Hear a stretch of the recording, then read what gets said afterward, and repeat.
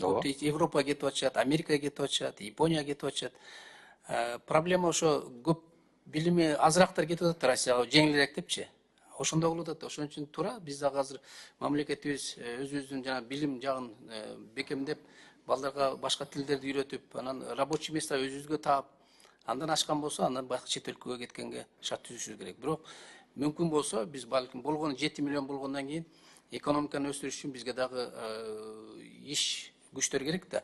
Мисалы үчүн бизде экономика алдыга жүрүш үчүн минимум бизде 13 миллион, 14 миллион болгондо ошондо экономика катуу өскөнгө мүмкүнчүлүк ачылат да. Ошондуктан мүмкүн болушунча ошо биздин граждандарды өзүгө сактап калып, өзгө жумуш орун түзүп, кармаганга аракет кылышыбыз керек. Бул биздин өкмөттүн иши да. Муну эми аракет кылабыз.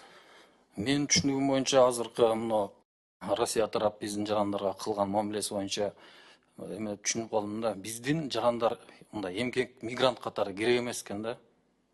Кылган мамилелерине караганда. Анан биз жөн эле ошо соода шериктеш катары эле болсок депчи. Дипломатиялык сөздөн кичине ультимативный эмелерге өтсөк жакшы болот дейм да. Мына биз ЭЭБтин мүчөсү катары биздин ЭЭБте 2 бакыйган министрибиз отурат да. Ошолор бир мыйзам иштеп чыгуу менен Алмазбек Кошбекович менен да сүйлөшкөмүн.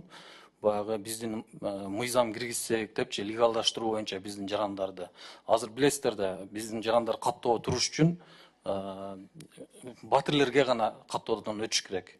Каерде жашаган болсо, ошол жерден каттоодон өтүш керек. Бирок мурда бар болчу бул мыйзамы каттоону иштеген жерден өтөт болчу. Биз ошо ЭЭБтин алкагында ошо мыйзамды киргизсек, ошо мыйзамды талап кылып киргизсек да, мындай